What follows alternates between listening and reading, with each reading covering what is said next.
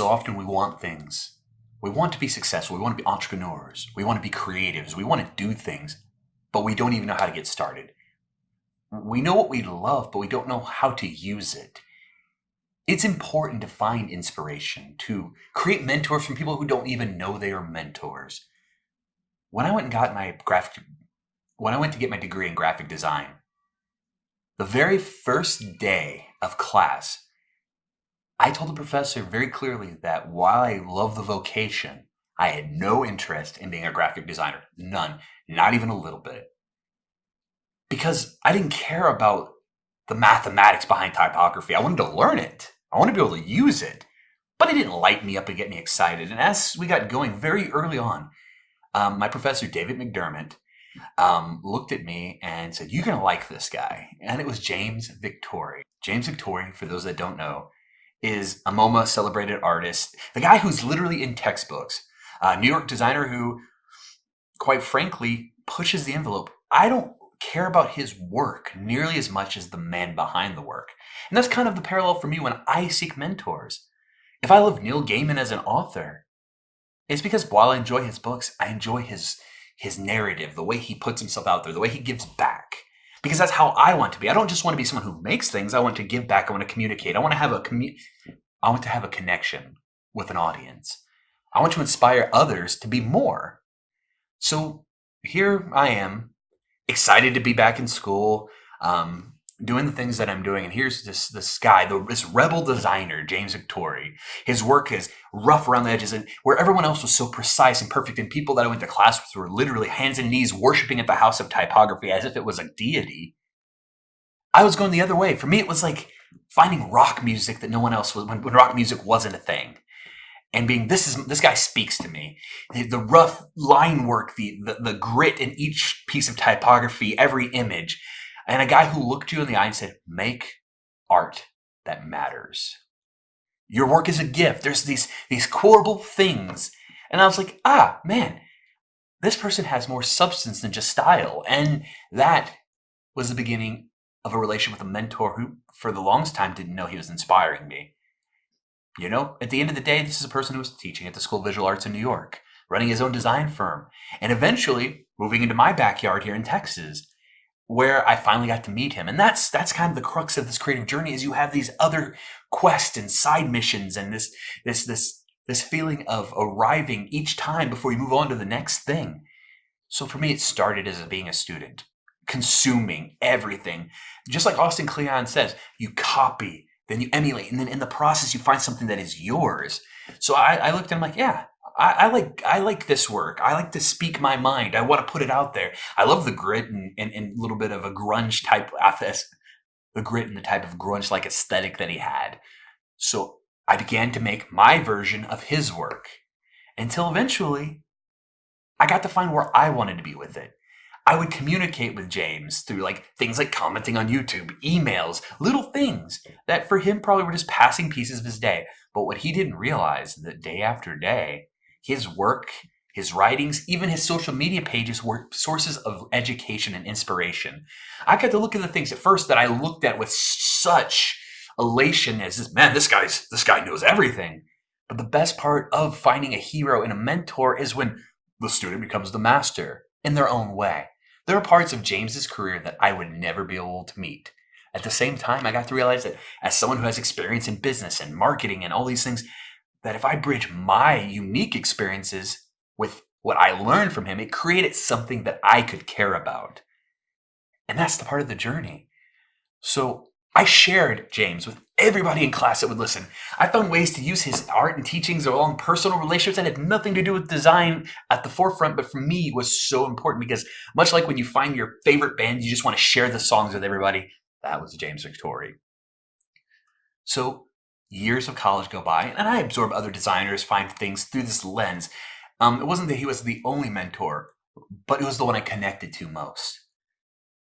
And then the day came before graduating that James Victori had moved down to my neck of the woods, and the AIGA party, the yearly party, they were using him as the keynote speaker.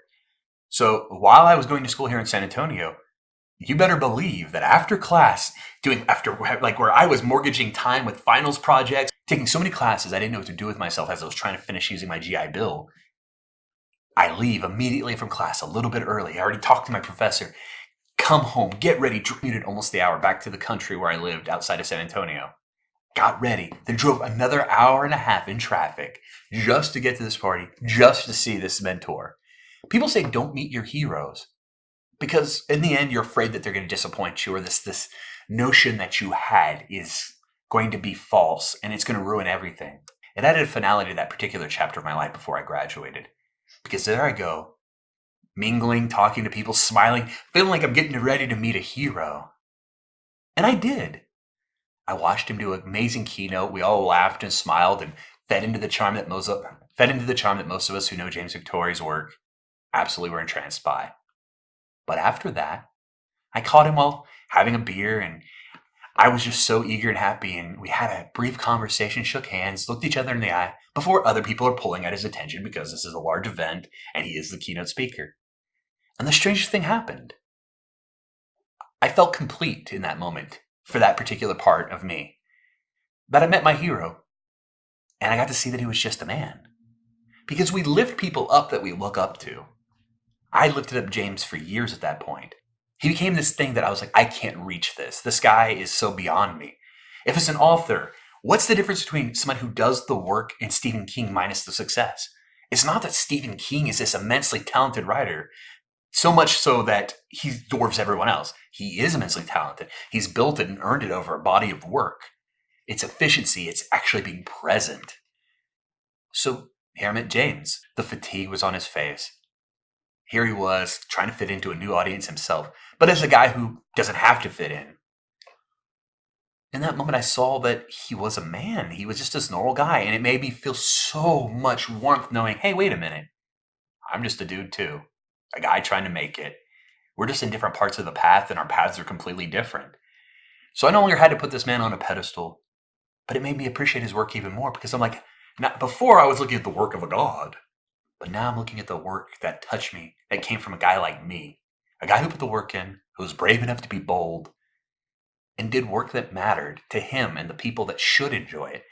Not to worry about what everyone else thinks, because not to worry about what everyone else thinks, because at the end, even if you are immensely successful, most people aren't going to like anything you do. They're not going to like the bagel you made. They're not going to love your art. But you're not supposed to be all things to all people. Nobody is all things to all people. Even the biggest companies. You'll hear people talk about Coca-Cola versus Pepsi. The biggest brands, you'd think if they hadn't figured out how to get everyone to love it, that there is room for people not to like your things, and that's okay. You can be immensely successful. And that's what I learned from James in this experience, is I found that because while I always thought myself creative, that while going to art school, that I was never an artist. So here I looked at a guy whose work, while artistic, didn't look like it had the same level of precision. I bonded with his message. But at the same time, I deified him because of my own insecurities. So in those moments when I could see that he's just this hardworking, normal guy who did it, and did it well, and accepted who he was. And that was the biggest thing he could teach, was not how to make this particular thing look this way, or that this is my particular process. No, none of that mattered.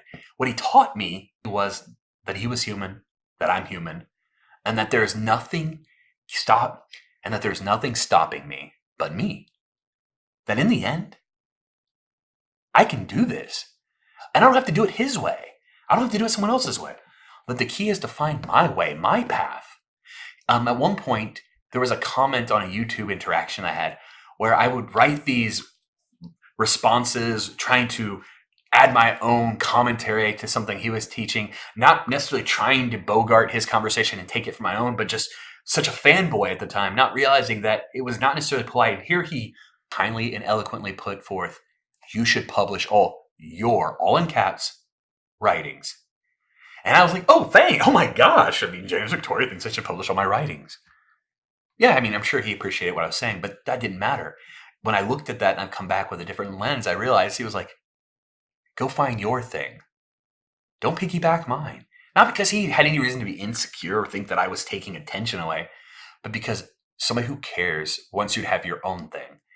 That while he appreciated probably the interactions and the fact that he had people who were fanboying and fangirling over his work and will continue to do so, that in the end, if you want to be creative and do something that's yours, you can't just chase the coattails of those before you. You have to learn from them. You have to adopt what you need to know, piece it together with all the other things that you adopt throughout your life, your natural influences, and the things you actively seek in order to create something that is yours to put out into the world. So, James does say that your work is a gift. And I felt like in studying his work and learning him that he gave me a gift. And that is one that I continue to try to learn from every day. So I want you to think about people that you look forward to, the things that when you're vulnerable give you inspiration and give you a way to map yourself to the future. Give yourself a way to map yourself to the thing you want to be. Because along that way, discovering them, discovering their work and what that means to you, you will discover yourself. You will discover yourself. You'll discover that you do belong. That this isn't about worthiness. It's about effort. You find worthiness and an ability to stay present you find a level of worthiness and ability to stay present in the game when you actually are playing. So find the people who can teach you how to play and then find the way you want to play. And in the end, that if you participate, while life is not about participation ribbons and false trophies, I give all the worth to people who actually go in and do the fights, to learn from the wins and losses, and to participate.